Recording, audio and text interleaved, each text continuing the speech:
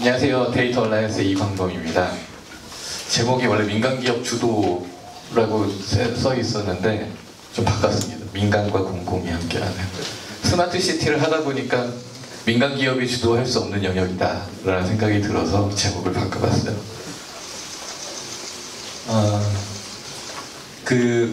최근에 정부에서 국토부, 행안부, 서울시 해가지고 민간 주도형 사업들이 이제 많이 나오고 있습니다. 그래서 그런 사업들, 그리고 이게 스마트 시티가 이제 4차 산업혁명을 이용해서 도시 문제를 해결하는 거라고 하는데 그쪽 관련된 부분, 그리고 IoT 데이터, 그리고 저희가 그 스마트 챌린지라는 사업을 이제 부천에서 진행하고 있는데 그쪽 관련되어 있는 내용을 공유드리도록 하겠습니다. 이게 이제 국토부에서 굉장히 미국의 스마트 시티 챌린지라는 사업이 있었는데 이 사업을 국내에 도입하려고 하는데 뭐 3년 동안 뭐 예타나 뭐 여러 가지 이런 예산을 못 받아가지고 안 되다가 겨우 이제 만들어가지고 올해 진행을 한 사업인데요. 민간의 창의적 아이디어로, 그러니까 기존의 지자체에서 만드는 구축형 사업을 하지 않고 민간의 아이디어로 도시 문제를 효율적으로 해결하고 기업 솔루션들을 실증한 다음에 타 지자체로 확산하는 그걸 목표로 하고 있습니다. 그래서 지자체랑 시민의 수요를 반영하고 그리고 뭐 공개 모집하고 해서 이게 굉장히 구조를 잘 짜서 처음에 챌린지 사업에 통과돼서 잘한 지자체는 굉장히 큰 예산을 후속으로 이제 이어주는 사업이다 보니까 초창기 예산은 굉장히 작지만 굉장히 많은 지자체들이 공모했습니다. 그래서 전국에 48개 지자체가 공모를 해서 6개가 선정이 됐고 향후에 민간 기업의 구체적인 비즈니스 모델이 있는 한두 곳에다가 굉장히 큰 예산을 이제 주는, 그래서 시 전체로 확산할 수 있을 만한 예산을 지원하는 그런 사업이고 6개 중에 이제 저희가 주관사로 제안한 부천도 선정이 되었습니다. 행안부에서도 민간 주도형 전자정부 서비스로 이제 민간이 처음에 투자를 통해 가지고 서비스를 제공하고, 그래서 신규 서비스를 그러니까 기존의 유지 보수하고 구축하는 모델에서 서비스하는 모델로 이렇게 전환하려는 시도들을 하고 있고요. 서울시에서도 민관협력 스마트시티 사업 공모를 하면서 기업이 주도하면서 행정이 지원하고 혹은 기업과 시가 공동 추진하는 거를 협약 체결 방식으로 이제 지원을 하고, 시가 주도해서 하는 부분을 지방계약법에 따라서 사업자 선정하는 그런 모델로 이제 실행을 합니다. 그래서 여기 보시면은 지방계약법에 따라 사업자 실행자 별도 선정, 이거는 결국은 이제 뭔가 제안을 했지만 나중에 다시 입찰을 해가지고 선정이 제안한 사람이 안 될 수도 있다, 뭐 이런 얘기라고 보시면 됩니다. 일단 4차 산업혁명이라는 게, 저는 이제 산업혁명이라는 얘기 정도의 타이틀을 붙이려면 예전에 이제 어셈블리 라인을 했을 때 90% 정도의 생산성 향상을 이루는 정도가 돼야 이름을 붙일만 하다. 근데 지금 뭐 AI, 빅데이터, 뭐 여러 가지 IoT 이런 거 나오는 게 정말 저 정도의 생산성을 낼 수 있느냐라는 부분 때문에 아직도 이런 부분이 이렇게 이거는 돈이 되니까 그냥 무조건 확산돼라는 게 아니라 아직은 공공에서 투자하는 관점에서 시작되고 있는 거라고 생각을 하고 있습니다. 이 생산성을 향상시킬 수 있는 방법을 이제 여러 쪽에서 해봤는데, 여기 보시면 이제 메인터넌스, 에너지, 에셋 렌탈 이런 부분에 있는데, 실제로 IoT 장치를 붙이거나 뭐 IT 기술을 적용해가지고 투자한 금액 대비 효율이 얼마나 좋으냐라는 걸 계산해봤을 때 뭔가를 유지 보수하거나 뭐 에너지 세이빙이나 뭐 이런 부분을 관리하는 부분, 그런 부분은 태그를 투입한 IT 기술을 적용한 비용보다 오히려 효과가 적게 나타나는 그런 현상이 있고요. 근데 이제 여기 에셋 렌탈 쪽을 보시면은 ROI가 굉장히 높은 영향을 보실 수 있습니다. 실제로 지금 IT 기술 업체 중에서 우버, 에어비앤비 이런 회사들이 굉장히 몇십 조 단위의 가치를 갖고 있는 이유가 굉장히 놀고 있는 자산들, 특히 비싼 자산들을 많이 활용할 수 있게 만들면 그 활용률을 조금만 높여도 투자 대비 수익률이 굉장히 높아진다라는 거라고 생각이 돼서 그런 가치를 받는 거라고 생각하고 있고요. 뭐 비싼 MRI 그리고 사무실의 그 회의실들, 위워크이 그런 모델이죠. 그런 모델 뭐 이런 부분들을 보실 수 있습니다. 그래서 결국은 놀고 있는 비싼 자산을 어떻게 효율화시킬 거냐라는 부분에 대한 고민이 이 4차 산업혁명을 통해서 스마트 시티나 이런 데에 정말로 투자 대비 효과가 나타날 수 있는 그런 부분을 넣을 수 있다고 생각을 하고 있고요. 또 한 가지는 서비스나 사이클 타임을 줄이는 겁니다. 그래서 여기 보면은 중국의 건물을 57층짜리를 19일 만에 지었다고 그러죠. 그러니까 무너질 것 같기는 한데 이게 그 모듈화를 했고 어떻게 건설을 할 때 미리 사전에 준비를 하고 그러니까 그런 서비스나 프로세스 시간을 단축하는 부분에 대한 고민을 아주 극단적으로 해서 저런 것들이 가능해질 수가 있다는 겁니다. 그래서 어떻게 하면 IT 기술이 들어가서 시티에 저런 효율을 낼 수 있느냐 이 두 가지 방법으로 저희가 접근을 했습니다. 저희가 부천에 제안해가지고 그 스마트시티 챌린지에 선정된 모델인데요. 기존의 원도심 지역에 마을이 있습니다. 근데 마을에 주차장을 새로 건설을 하는데 주차장 한 면을 건설하는데 평균 비용이 부천 같은 경우에 1.2억입니다. 그러니까 주차장 300면을 저 조그만 마을에다가 300개의 차를 들어갈 공간을 만들려면 360억이 드는 거죠. 근데 저희가 이거를 챌린지 사업의 작은 예산으로 해결해 보려고 하는 것을 도전하고 있습니다. 방법은 실제로 마을 안에는 차가 굉장히 많이 차 있을 때가 있고 비어 있을 때가 있고 그리고 주변에 오피스들 건물들도 차가 비어 있을 때가 있고 차 있을 때가 있습니다. 그러니까 예를 들면 사무실 건물들 보면은 밤 뭐 8시 이후 그리고 주말에 텅텅 비어 있죠. 근데 이쪽 그 마을 안에는 그런 시간에 굉장히 차가 많이 들어와 있습니다.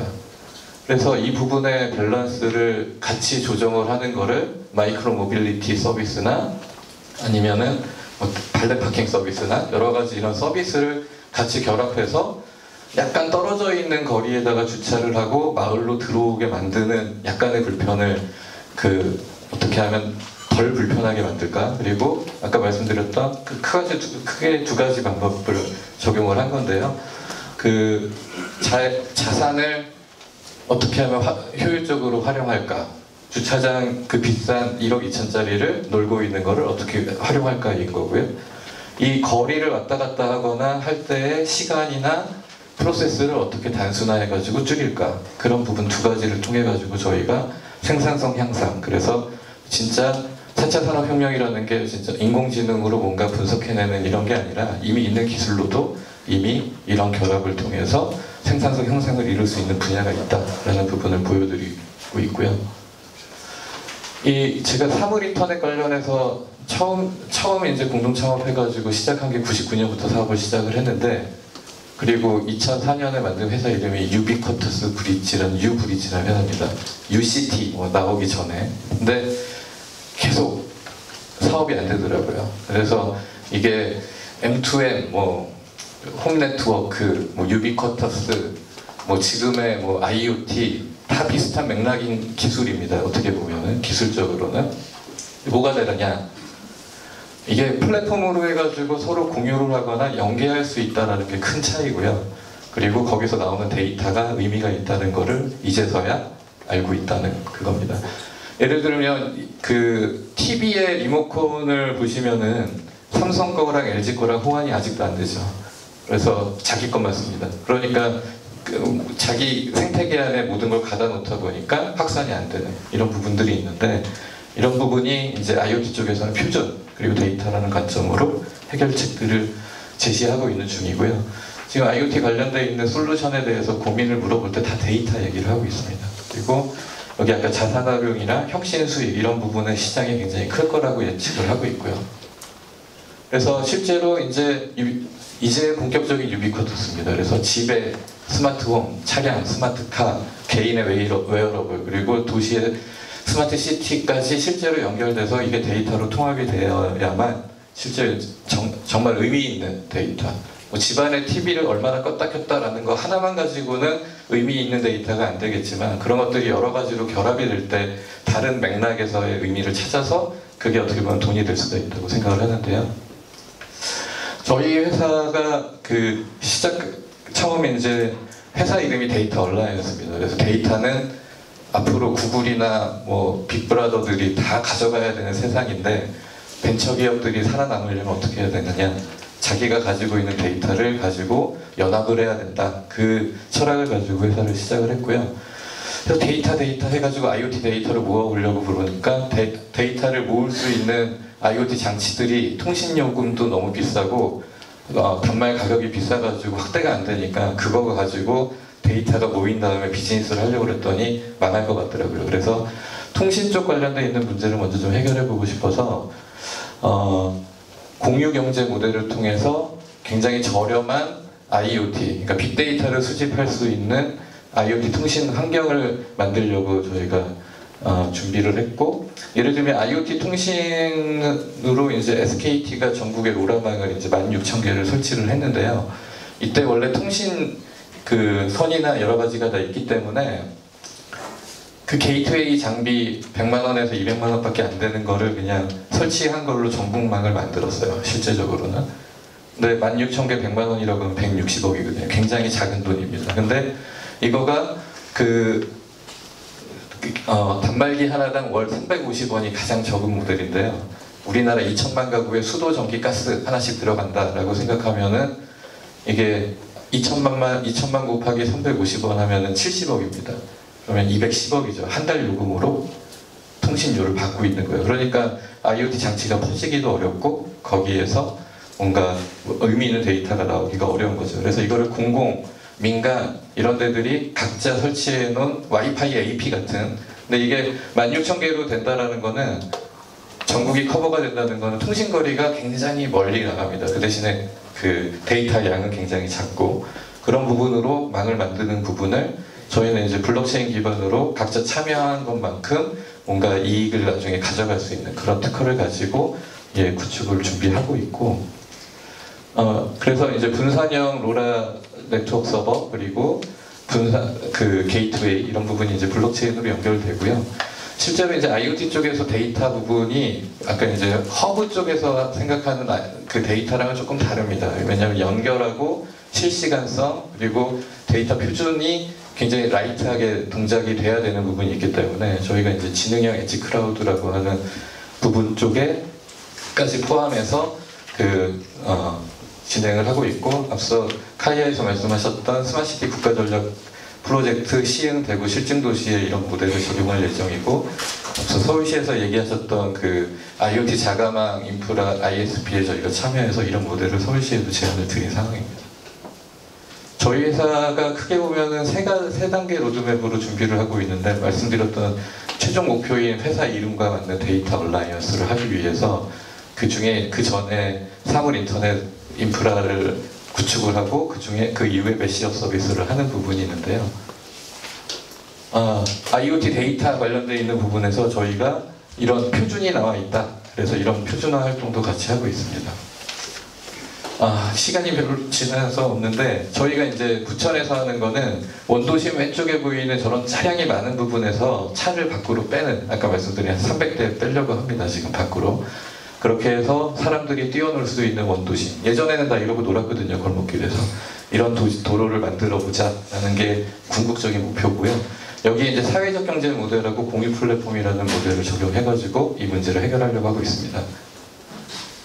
그래서 앞서 말씀드린 대로 여기 지역 저희가 이제 보는데, 옆에 2549면 공영 주차장 밤에다 놀고 있고요. 마을 안에는 저녁에 이제 차가 빽빽하게 있는데, 저쪽에 놓고 마이크로 모빌리티, 그리고 셔틀, 전기차 이런 부분을 이용해서 이제 하면서, 아까 이제 사회적 경제라는 거 말씀드린 게, 저희가 마을 기업을 만들고 실제로 벤처들이 하고 있는 서비스의 운영 부분, 예를 들면 킥보드 충전, 전기차 청소 이런 부분들을 마을 내에 있는 주민들이 실제로 하면서 수익을 만들 수 있는 그런 구조에, 공기업이 태양광으로 마을 기업의 기본적인 안정적인 수익, 그리고 또 하나의 공기업이 여기에 청년 임대주택 같은 걸 해가지고 마을 기업의 기본적인 안정적인 수익을 보장할 수 있는 모델을 실험하고 있습니다. 그래서 지금 거주자 주차장 하고 있는 모두 컴퍼니라고 하는 우리나라 공유 주차장 1위 하는 업체, 그리고 킵고잉이라고 하는 그 킥보드 1위 업체, 그리고 빌리지카 하는 행복카라는 브랜드로 해서 이렇게 마을 단위의 카시어링을 하는 레디우스랩, 이런 그 벤처 기업들의 서비스들을 저희가 모아서 서비스를 하고 있고요. 여기 보시면은 지자체 공기업, 대기업은 인프라 투자하는 역할, 벤처 기업은 이제 혁신 생태계를 하고 있고, 각 개별 서비스 업체들이 하고 있는 서비스를 아이디 연계를 통했고, 거기에 이제 기여도에 따른 정산하는 부분으로 해서 서로 엮는 역할을 하고 있습니다. 그래서 저희가 이제 구청에 제안할 때 마을 주민들 관련한 단체들 분들을 모시고 저희랑 같이 할 파트너를 마을 단위를 이미 같이 협력해서 시에 제안을 했고요. 그래서 이제 시와 전략 수립하고 이제 선정되는 과정까지, 그리고 실제로 저희가 평가받으러 갔을 때 주민들이 차대절해가지고 같이 내려오셨습니다. 이게. 그래서 이런 그 협력하는 방법으로 그 민간하고 공공이 어떤 역할을 하고, 공공은 어떤 투자를 하고 민간은 어떤 투자를 하는지를 사실 이 프로젝트를 통해서 조금 한번 시도를 해보려고 하고 있습니다. 네, 감사합니다.